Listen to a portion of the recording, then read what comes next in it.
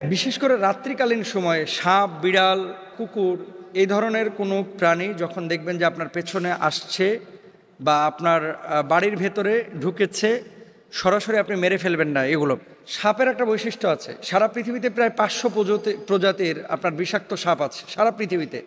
500-র অধিক, 500 প্রজাতির না, 500-র অধিক বিষাক্ত সাপ সারা পৃথিবীতে আছে।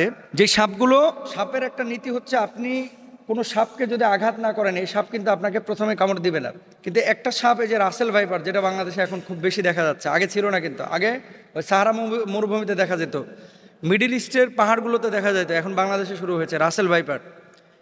এই রাসেল ভাইপার সাপটা আবার কি করে, ওই মানুষ দেখলে তেড়ে এসে এটাকে মানে ছোবল মারার চেষ্টা করে বা ওই লেজ দিয়ে আঘাত করার চেষ্টা করে, মানুষকে তেড়ে আসে। কিন্তু আপনি গোখরা সাপ বলেন, খরিশ সাপ বলেন, তারপর অন্য যে সাপগুলো, এগুলো কিন্তু আপনি যতক্ষণ তাকে না ডিস্টার্ব করবেন, না আঘাত করবেন, সাধারণত কামড়াইতে চায় না।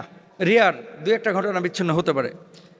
তো সাপের ব্যাপারে আল্লাহর হাবিব সাল্লাল্লাহু আলাইহি ওয়াসাল্লামের একটা বক্তব্য আমরা পাই। নবীজি সাল্লাল্লাহু আলাইহি ওয়াসাল্লাম সাহাবীদেরকে কোনো সাপ মারার আগে 3 বার তাকে সাবধান করো। নবীজি বলেছেন সাহাবীদেরকে যে ধরো একটা সাপকে তুমি মারবা বা আঘাত করবা, তাকে 3 বার সাবধান করো। কি বলে সাবধান করবেন? চলে যা, চলে যা, সরে যা, অথবা তাকে লাকড়ি দিয়ে, কাঠি দিয়ে চলে যেতে বাধ্য করবেন। অনেক সময় সাপ কি করে, রাস্তা হারিয়ে ফেলেছে, কোন দিকে যাবে, সে বাড়ির দিকে চলে আসতেছে তার গন্তব্য দিকে, তা আপনি সেই জায়গাটাতে লাঠি দিয়ে আপনি তার গন্তব্য দিকে ছুড়ে দিতে পারেন চলে যাওয়ার জন্য, বা আওয়াজ করতে পারেন। এটা নবীজির কথা। কিন্তু আল্লাহর হাবিব বলেছেন কোনো সাপ মারার আগে 3 বার তাকে সাবধান করো, এরপরও সে যদি গর্ত থেকে বের হয় তখন তাকে মেরে ফেলবে, কেননা সে শয়তান। তার মানে আপনি একটা জিনিস বলতেছেন, বলার পরও তা আপনার দিকে যদি আক্রমণাত্মক ভঙ্গিতে কোনো সাপ আসে, সে সাপটাকে মারা যায়। সব কুকুর কিন্তু আপনাকে কামড়ায় না, কিন্তু কিছু কুকুর আছে পাগলা হয়ে গেছে, বাচ্চা দেখলেই তেড়ে যাচ্ছে, মানুষ দেখলেই কামড়িয়ে দিচ্ছে, এরকম কুকুরকে হত্যা করা যায়, এরকম কুকুরকে হত্যা করা যায়। বিড়াল হালাল প্রাণী, খাওয়া যায় না, কিন্তু পালা যায় আছে। এখন এই বিড়াল, তার নখের মধ্যে ভাইরাস অথবা শরীরের মধ্যে কোনো জীবাণু ছড়িয়ে পড়েছে। সমস্ত বিজ্ঞানীরা একমত যে এরকম যদি কোনো ক্ষেত্র তৈরি হয়, তাহলে সেই প্রাণীটা ধরেন আঁচড় দিলে আপনি আক্রান্ত হয়ে যাওয়ার বা মারা যাওয়ার সম্ভাবনা আছে, আপনার ভিতরে জলাতঙ্ক রোগ চলে আসতে পারে। এরকম কোনো যদি বিষয় ঘটে, তাহলে সেক্ষেত্রে মারা যায় যাচ্ছে নবীজির হাদিস অনুসারে। কিন্তু রাত্রিকালীন সময়ে আপনার পেছন দিয়ে বিড়াল আসতেছে অথবা একটা সাপ দেখেছেন, মেরে ফেলবেন, এটা কিন্তু নবীজি বলেন নাই। মনে রাখবেন, সাপের আকৃতি অনেক সময় জিনেরাও গ্রহণ করে, বিড়ালের আকৃতি অনেক সময় জিনেরা গ্রহণ করে। এটা আমার কথা না, নবীজি সাল্লাল্লাহু আলাইহি ওয়াসাল্লামের নিজের কথা, এবং হাদিসের মধ্যে বিষয়টি এসেছে। দেখেন, হযরত সালেম রাহিমাহুল্লাহ তার পিতা থেকে বর্ণনা করেছেন, রাসূল আকরাম সাল্লাল্লাহু আলাইহি ওয়াসাল্লাম বলেছেন, তোমরা সেই সাপ মারবে যার পিঠে 2টি সাদা রেখা আছে এবং যার লেজ নেই। নবীজি বলেছেন। এখন এই সাপ আমি দেখি না, আপনারা দেখেছেন কিনা জানি না। নবীজি বলছেন যে সাপের লেজ নাই, কিন্তু সাপের পিঠের উপরে 2টা রেখা আছে। অনেকে বলেন যে খরিশ সাপের কথা বলা হয়েছে, অনেকে বলেন যে অন্যান্য বিষাক্ত সাপের কথা বলা হয়েছে। এখন নবীজি যেহেতু সাপের নাম বলেন নাই, আলামত বলেছেন, আমরা বলতে পারি, কেননা এরা বিষধর হওয়ার কারণে দর্শন শক্তি বিনষ্ট করে এবং গর্ভস্থিত সন্তান ধ্বংস করে দেয়। বর্ণনাকারী বলেন, এরপর থেকে আব্দুল্লাহ রাদিয়াল্লাহু তাআলা আনহু যে কোনো সাপ দেখতে পেলে তা মেরে ফেলতেন। একবার আবু লুবাবা রাদিয়াল্লাহু তাআলা আনহু অথবা যায়েদ ইবনে খাওয়াব রাদিয়াল্লাহু তাআলা আনহু তাকে একটি সাপ মারতে উদ্যত দেখে নবীজি সাল্লাল্লাহু আলাইহি ওয়াসাল্লাম তাকে সাপ মারতে উদ্যত দেখলেন। তারপরে নবী করিম সাল্লাল্লাহু আলাইহি ওয়াসাল্লাম ঘরে বসবাসকারী সাপ মারতে নিষেধ করেছেন। কিছু সাপ আছে ঘরোয়া, মানে ঘরে বসবাস করে, আপনি তার স্থান চেঞ্জ করে দেন, মানে সেখানে বাসা করেছিল, বাসাটা ভেঙে দেন, যে সাপটা যেন অন্য জায়গায় চলে যায়, পুড়ায় ফেলবেন না, মেরে ফেলবেন না, এটা নবীজি সাল্লাল্লাহু আলাইহি ওয়াসাল্লাম নিষেধ করেছেন। অনেক সময় সাপের রূপ ধারণ করে নেককার জিনেরা বিচরণ করে, যেমনটি হাদিস থেকেও জানা যায়। হযরত ইয়াজিদ ইবনে মাওহাব রাহিমাহুল্লাহ আবু সাঈদ রাদিয়াল্লাহু তাআলা আনহু থেকে বর্ণনা করেন, তিনি বলেন, আমি আবু সাঈদ খুদরি রাদিয়াল্লাহু তাআলা আনহুর কাছে এসে বসি, এ সময় আমি তার চৌকির নিচে কিছু আওয়াজ শুনতে পাই না। আমি তাকিয়ে দেখলাম যে একটি সাপ। তখন আমি দাঁড়ালে আবু সাঈদ খুদরি রাদিয়াল্লাহু তাআলা আনহু জিজ্ঞাসা করেন, তোমার কি হয়েছে? তখন আমি বললাম, এখানে একটা সাপ আছে। তিনি বললেন, তুমি কি করতে চাও? আমি বললাম, আমি তাকে মেরে ফেলবো।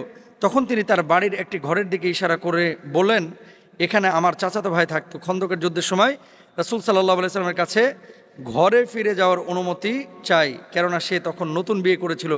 আল্লাহর হাবিব সাল্লাল্লাহু আলাইহি ওয়াসাল্লাম তাকে অনুমতি দেন এবং বলেন, তুমি তোমার হাতিয়ার নিয়ে যাও।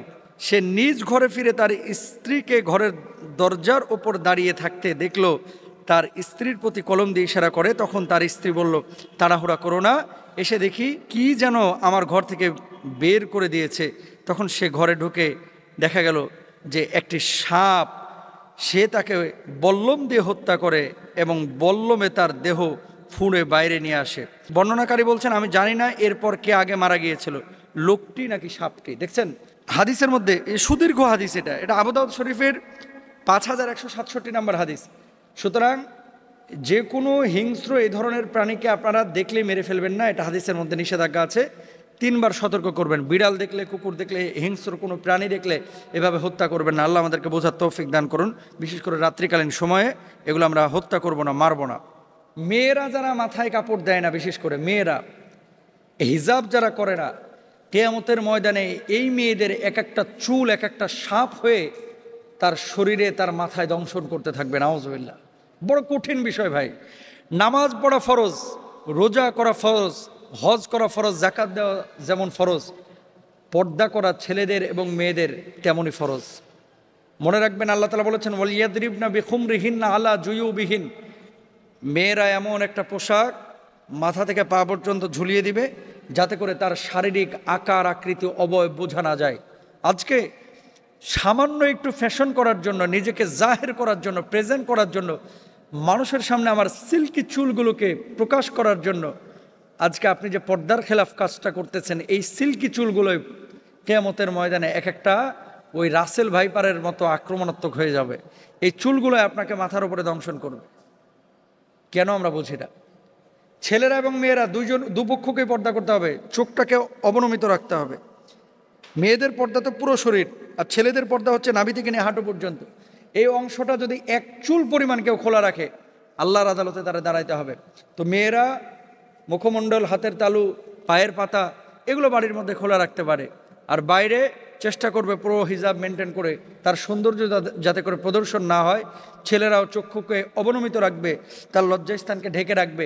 এমন কোনো প্যান্ট ছেলেরাও মেয়েরা ব্যবহার করবে না যেটা জড়সড়, শারীরিক আকার আকৃতি বোঝা যায়, ফিজিক্যাল স্ট্রাকচারটা বোঝা যায়। এটা সম্পূর্ণরূপে হারাম। আল্লাহ বোঝার তৌফিক দান করুন।